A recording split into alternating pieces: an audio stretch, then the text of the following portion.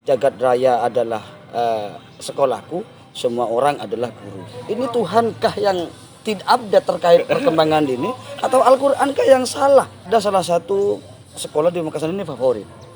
Ya, ada. Dan itu ditempati plat merah semua. Ilmu pengetahuan tidak dibatasi oleh ruang dan tidak dibatasi oleh waktu.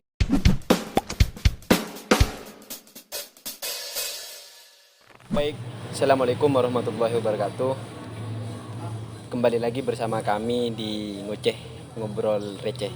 Kali ini dengan salah satu dosen IAIN Madura, Muhammad Elman ya Kak, atau yang lebih dikenal dengan Elman Duro. Dia termasuk salah satu alumni Pondok Pesantren Balum Bata-Bata dan juga menjadi bagian dari Ikatan Mahasiswa Bata-Bata. Senior lah kita katakan seperti itu kalau di Maba ya. Gini Kak, maaf sebelumnya ya. Mungkin podcast kali ini atau lebih tepatnya kita berbicara, kita bincang-bincang santai, sharing-sharing santai tentang pendidikan, karena juga backgroundnya ini Kak Elman selaku dosen pendidikan. Yang pertama itu, pentingkah pendidikan terhadap generasi muda hari ini? Ya, Assalamualaikum warahmatullahi wabarakatuh. Waalaikumsalam warahmatullahi wabarakatuh. Langsung saja bicara soal pendidikan. Pendidikan ini hukumnya wajib. Jadi soal penting dan tidak tentunya ini karena di awal itu adalah wajib.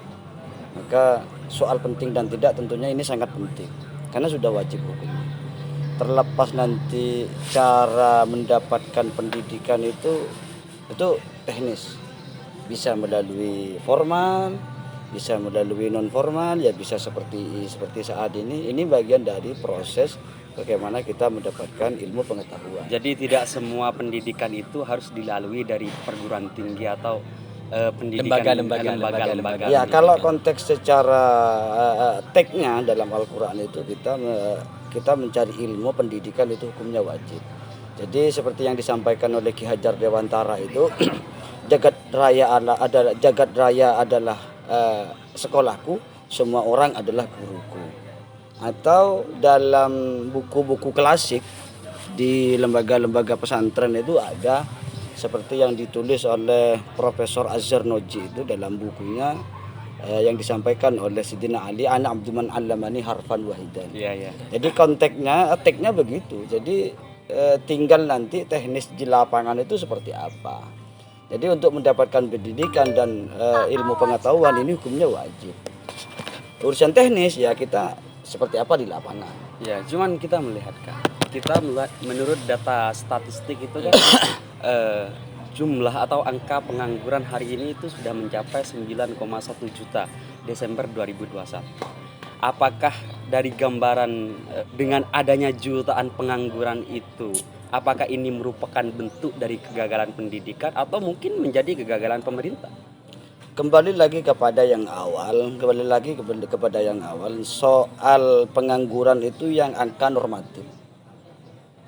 Ada begini, fenomena yang terjadi. Ada orang pendidikan, sekolahnya dari SMK, dia sudah ilmu kejuruannya waktu sekolah. Ketika melanjutkan ke kuliah, dia belajar ilmu tentang ekonomi.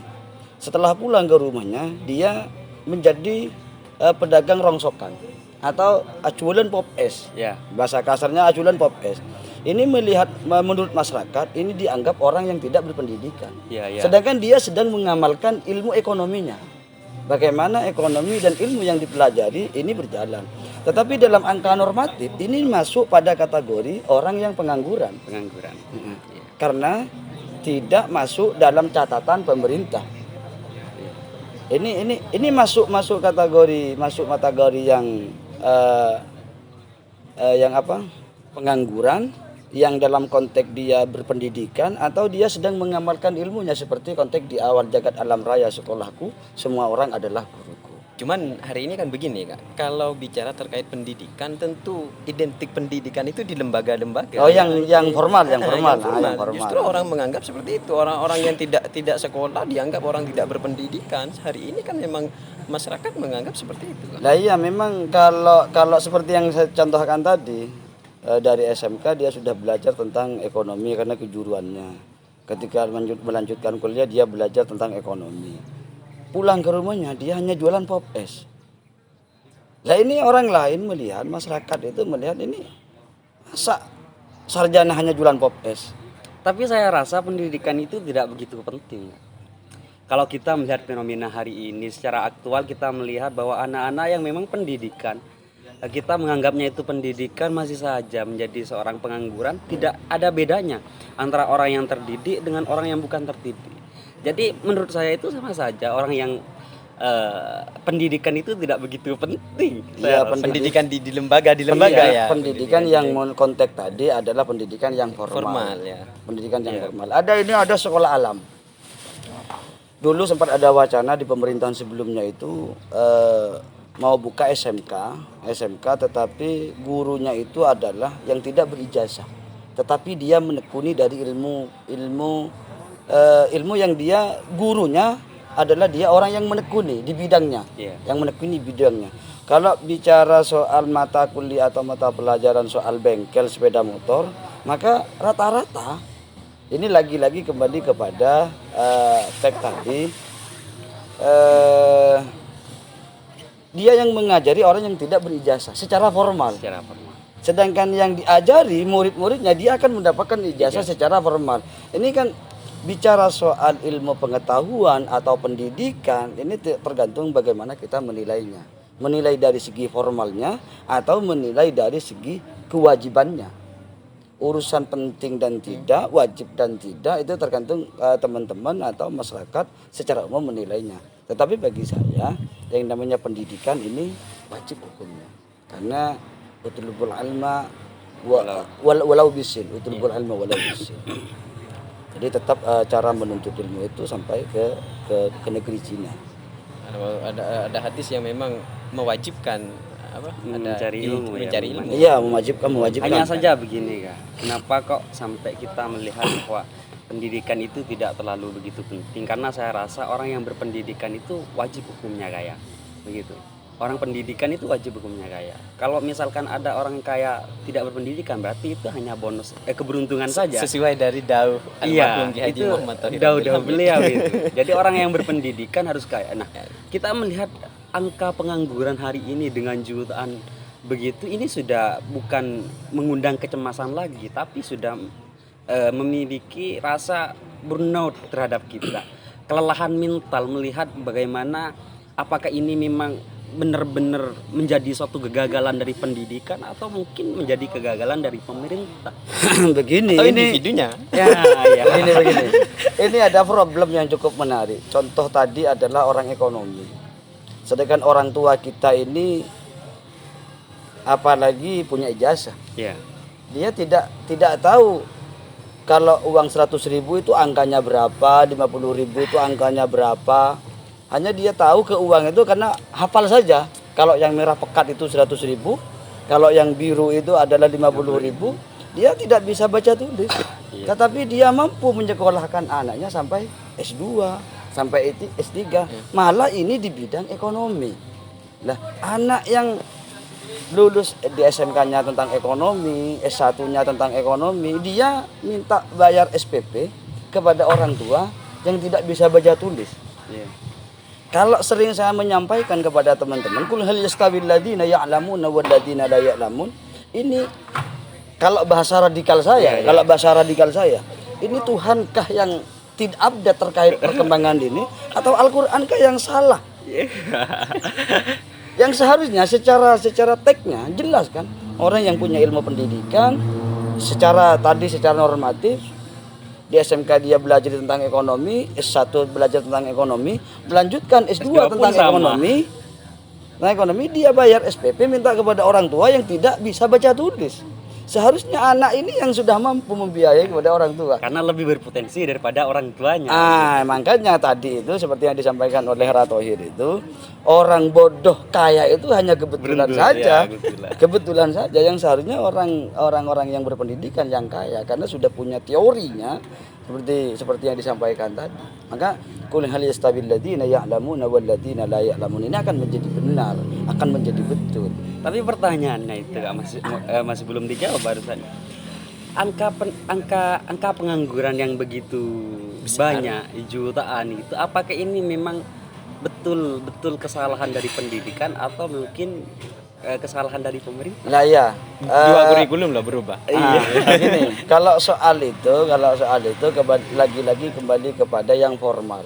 Itu hitungan menurut angka pemerintah. Kalau kita masuk kepada tadi contoh tadi orang tua yang tidak berpendidikan, tidak bisa baca tulis, tetapi dia kaya raya, apakah dia masuk bagian dari pengangguran? Ya, saya rasa kalau perspektif masyarakat itu Begitu kira-kira kan, iya. apakah ini masuk bagian dari angka pengangguran, sedangkan orang yang berpendidikan yang sudah S2 ekonomi ini tidak punya pekerjaan. Ini can make satar lep salepennya pun dimmer. Atau begini, ini saya dari dulu punya unek-unek semenjak saya di jalanan, ketika sering mengkritisi tentang soal pendidikan di Kabupaten Pamekasan, saya menemukan fenomena manajemen pendidikan yang salah. Ini saya tawarkan ke beberapa orang, ini menarik kalau dibuat buku, dibuat kajian, ini menarik, manajemen pendidikan yang salah. Hanya saja ini penerbitnya harus yang betul-betul kredibel. Karena kalau tidak kredibel, ini bisa dibredeli, karena ini benturannya dengan pemerintah. Manajemen pendidikan yang salah. Ada pendidikan formal, ada tempat les.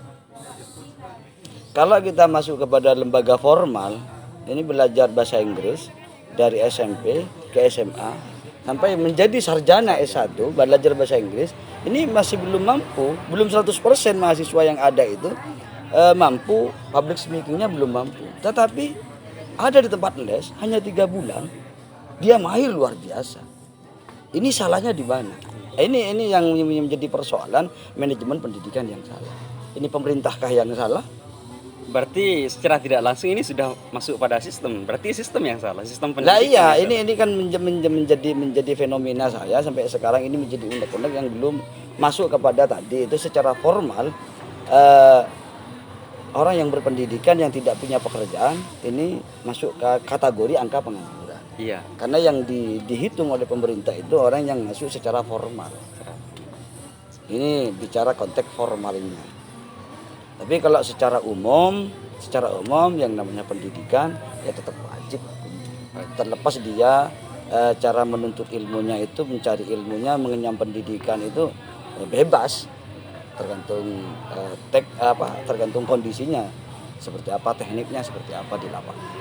Tapi kemudian seberapa besar peran pendidikan itu terhadap kemajuan perekonomian? Hari ini kan memang untuk hari ini memang peran-peran pemuda ini sangat penting. Ketika negara tidak memikirkan pemudanya, maka negara itu tidak akan memiliki masa depan. Gitu. Karena pemuda ini adalah generasi. Nah, bagaimana kita melihat peran pendidikan ini terhadap kemajuan perekonomian? Kemajuan suatu negara. Nah, suatu negara. Jantung. Kalau pemerintah itu tentunya tidak ada yang salah memberikan lembaga pendidikan atau ilmu pengetahuan kepada masyarakatnya. Hanya saja yang menjadi problem itu kadang masyarakatnya itu yang sedang mencari ilmu, sedang mengenyang pendidikan itu kadang ikut-ikutan. Itu yang menjadi persoalan. Maka yarfa'illahu alladziina aamanu minkum walladziina utul ilma darajat. Darajatnya ini tidak akan pernah tercapai karena dia berada di pesantren king karena markena norok tetangga. Ketika tanya, "Kamu kenapa mondok?" Ya karena ikut-ikutan saja, karena tetangga saya atau seangkatan saya mondok semua. Oh iya. Atau dia kuliah melanjutkan pendidikan S1-nya. Kenapa? Karena Ikut-ikutan. nggak ada kerjaan di rumah. Kalau saya di rumah terus takut dimarahin, mendingan saya melanjutkan pendidikan di kampus. Karena dia tidak murni untuk menuntut ilmu. Maka darajat ini, maka itu nanti imbasnya kepada orang yang sudah punya gelar sarjana, ini tidak akan menjadi apa-apa di masyarakat. Darajat, maka angka pengangguran ini akan muncul di sini. Angka pengangguran akan muncul di sini. Jadi ya memang yang menjadi persoalan itu, yang menjadi keliru itu karena memang dari niatnya. Dari personnya, Dari personnya. dari niatnya. sehingga dia tidak ketika lulus dari suatu lembaga pendidikan dia tidak kreatif, atau tidak bisa mengamankan hanya saja kadang ada ya, mohon maaf dalam tanda kutip, ada orang yang mendirikan lembaga pendidikan dalam tanda kutip, ada faktor X, ada kepentingan itu ada, tapi kan tidak semua, anggaplah itu hanya oknum saja. Sebagian saja. Iya, cuman tidak terlepas begini, ada pepatah yang mengatakan seperti itu, bahwasanya pendidikan itu tidak pernah terlepas dari kepentingan politik, ekonomi, sosial, budaya. Karena dari semua itu ada mungkin orang yang berkepentingan untuk mempertahankan suatu kekuasaan. Iya saja pasti sedemikian, ya. kan? Bisa saja sedemikian. Pasti. Seketika pendidikan ini dijadikan sebagai alat. Karena berbicara soal politik dan kepentingan, kita sehari-hari ini dalam rangka kita berpolitik. Kadang kita sama teman kita juga berpolitik. Iya. Kadang sama teman-teman kos kita berpolitik juga. Kalau bicara soal itu, tetapi sekarang masuk kepada politik yang positif atau yang negatif.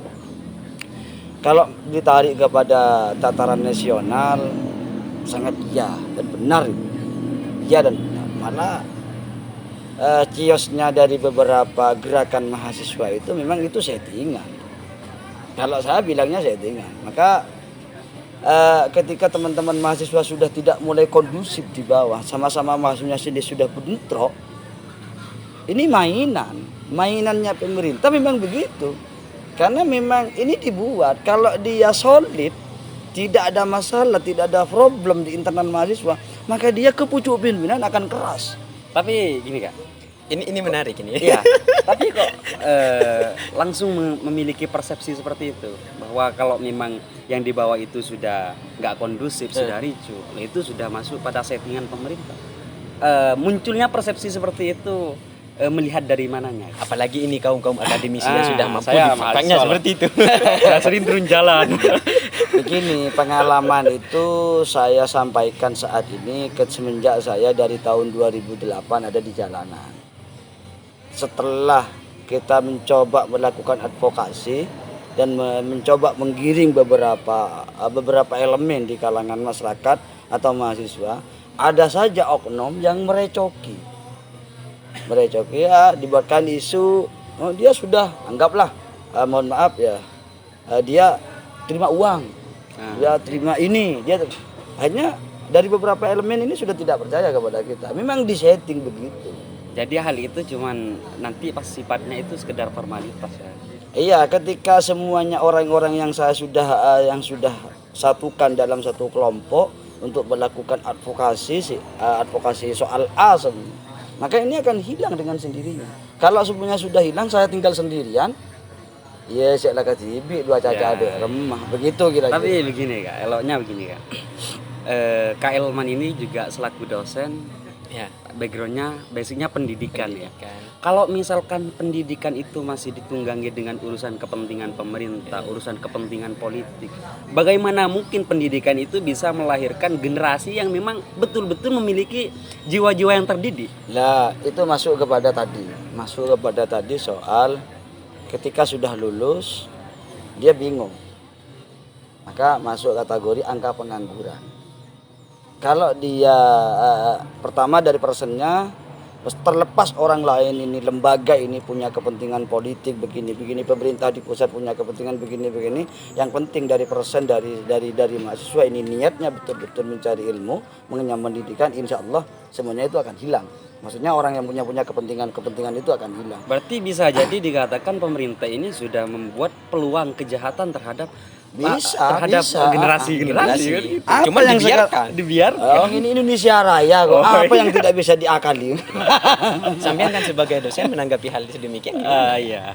Saya meskipun sudah ada di masuk dunia, sistem ini di dunia akademisi, soal rasa tidak nyaman ketika ada marginalisasi lah, ada ketidakberpihakan pemerintah, pasti saya bersuara.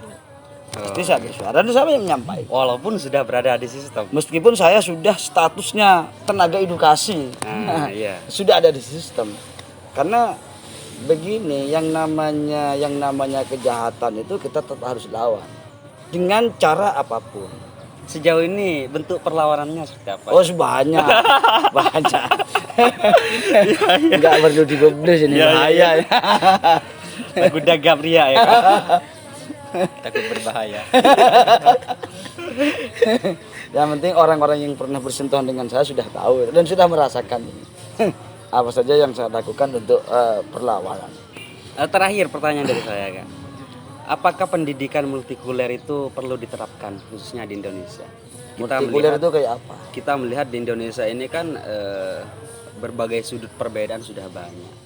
Ras, suku, dan agama itu memang pure-nya berlaku di Indonesia. Apakah pendidikan multikuler itu perlu diterapkan di Indonesia? Sehingga rasa perbedaan itu multikuler itu kayak apa? Kita itu tidak mempersoalkan perbedaan. Oh iya. Melainkan kita itu lebih mencintai toleransi gitu. Sehingga pendidikan multikuler ini apakah menurut perspektif dosen gitu. Apakah ini memang penting untuk diterapkan di Indonesia? Kalau bicara perbedaan lah pastilah. Ini Soalnya bicara beda- soal pengalaman ya. Tidak bicara soal regulasi atau yang dikeluarkan oleh pemerintah. Berbicara soal pengalaman.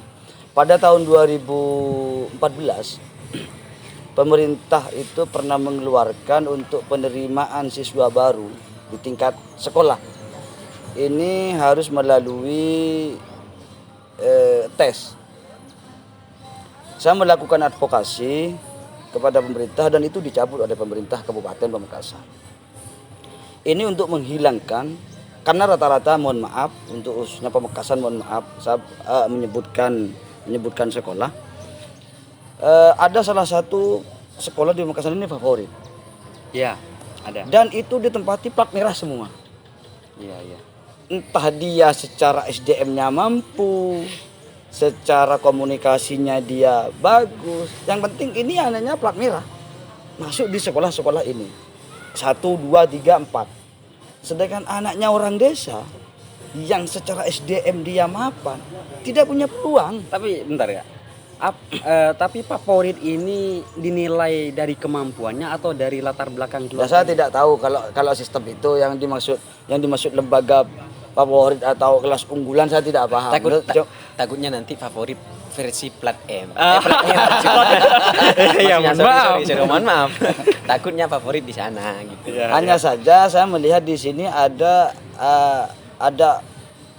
perbedaan yang sangat jengkel bagi saya. Makanya siapapun yang punya kemampuan untuk melanjutkan di lembaga ini, di lembaga A, di lembaga favorit atau di lembaga unggulan, silakan masuk. Entah orang desa, entah anaknya orang petani, entah anaknya orang Gunung Nakno, terserah. Yang penting dia secara keilmuan dia sudah cukup.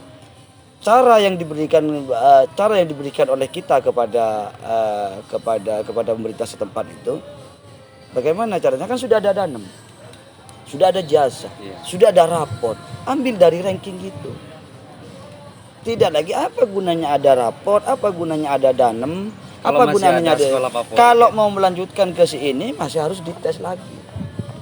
Ya kalau begitu nggak usah raport, nggak usah danem, semuanya ikut tes serentak, dibuka secara umum. Itu kan bisa berkompetisi betul-betul ini yang masuk ke sekolah favorit atau ke sekolah unggulan ini betul-betul orang yang berkompeten. Iya. Terakhir pesan kepada teman-teman di sana, mungkin kita lihat kesadaran masyarakat kita terhadap pendidikan formal ya, pendidikan lembaga-lembaga pendidikan mulai banyak yang menyadari pentingnya akan pendidikan di melanjutkan S1. Kalau dulu kan orang-orang pesantren lulus dari pesantren ya udah ada yang kuli ke Malaysia, ke negara seberang. Cuman sekarang tidak rasanya.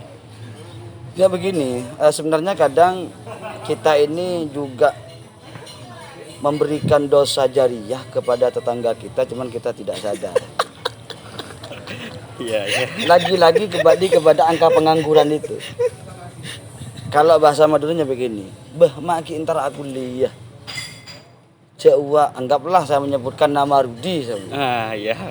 Jawa Rudi sampai S2 ekonomi. jadi apa-apa ya. Kuna jual pop es. Dan orang lain menilai kita itu kan buruk. Akhirnya orang tetangga kita yang menilai kita ini akan malas untuk melanjutkan pendidikan, sedangkan pendidikan ini wajib. maka ini yang dosa jariah. Ya, yang seharusnya orang lain atau tetangga kita itu juga wajib melanjutkan pendidikan, karena secara pemerintah, lagi-lagi kembali kepada pemerintah yang formal, yang wajib menurut pemerintah ini kan sampai S2, sampai S3. Dari yang ada anunya, yang ada ijazahnya. Kalau menurut agama Islam ya minal mahdi ilallah gitu. Jadi dari empenan sampai ke liang lahat. Itu yang menurut agama. Tetapi menurut pemerintah yang namanya yang ada sekolahnya yang wajib itu kan sampai S3. Kalau saya memahami begitu. Saya memahami begitu. Ada pesan begini. Iya mau nyari ilmu ya ilmu, mau nyari wes ya itunya. Itu cari aman itu. Soalnya itu masuk pada, menurut saya itu masuk pada dosa pendidikan sebenarnya. Iya. Masyarakat memiliki persepsi seperti itu bisa dibenarkan. Yang salah itu tetap pendidikannya. Itu masuk dosa pendidikan kalau saya. Seandainya pendidikan itu menjamin terhadap mahasiswanya, peserta didiknya, bahwasanya selepas kuliah atau selepas lulus nanti ada dapat pekerjaan. Kan nggak ada stigma miring dari masyarakat. Iya, cuman memang karena memang nggak ada yang sedemikian yang diharapkan oleh banyak kalangan mahasiswa. Ya kalau menurut saya jangan kita ini sebagai insan akademis atau apalagi kita lahir dari rahim yang sama dari dunia pesantren, kita tidak perlu melihat lembaga atau tidak perlu melihat orang lain, kita benahi diri kita. Jadi yang awalnya kita itu melanjutkan pendidikan hanya ikut-ikutan, kita benahi dari sekarang, kita rubah dari sekarang bagaimana mencari ilmu ini adalah sebuah kewajiban. Terlepas orang lain ini punya kepentingan seperti yang disampaikan tadi, ada faktor X, ada kepentingan politik, ada hal-hal lain, ini kita tidak perlu ikut-ikutan ke sana. Yang penting niatan kita ini punya kewajiban untuk menuntut ilmu. Karena apalagi di dunia pendidikan, di dunia kampus, di bangku kuliah itu hanya menurut persepsinya teman-teman mahasiswa para aktivis itu di bangku kuliah hanya 25% kan. 75%-nya ini di organisasi. Versi orang yang sana. Closing statement Kak untuk hari ini. Ngobrol kali ini. Closing statement. Pesan. Iya. Ya, pesan. Harapan bagi kita sebagai kaum muda, kaum intelektual khususnya di Pamekasan, pada umumnya di Madura, yang namanya pendidikan ini tidak ada batas dan tidak ada ruang. Jadi tetap kita melanjutkan pendidikan, mencari ilmu sebanyak-banyaknya. Seperti di awal tadi, seperti yang disampaikan oleh Ki Hajar Dewantara, jagat alam raya adalah sekolahku, semua orang adalah guruku. Atau yang disampaikan oleh Sayyidina Ali itu, ana abduman alamani harfan wahidan. Jadi kita menuntut ilmu ini di mana saja. Jika bagi orang yang tidak mampu untuk melanjutkan karena faktor ekonomi, silahkan melanjutkan pendidikan di luar lembaga-lembaga formal, karena ilmu pengetahuan tidak dibatasi oleh ruang dan tidak dibatasi oleh waktu. Di mana saja kita bisa melanjutkan pendidikan dan bisa mendapatkan ilmu pengetahuan. Ya baik, mungkin hanya itu teman-teman ngobrol kali ini, karena juga beliau punya kesibukan mungkin Terdesak waktu ya. Terdesak waktu karena ini juga kemalaman ya, takut maghrib. Terima kasih. Wallahul musta'an ala sabilir rahman. Wassalamualaikum warahmatullahi wabarakatuh.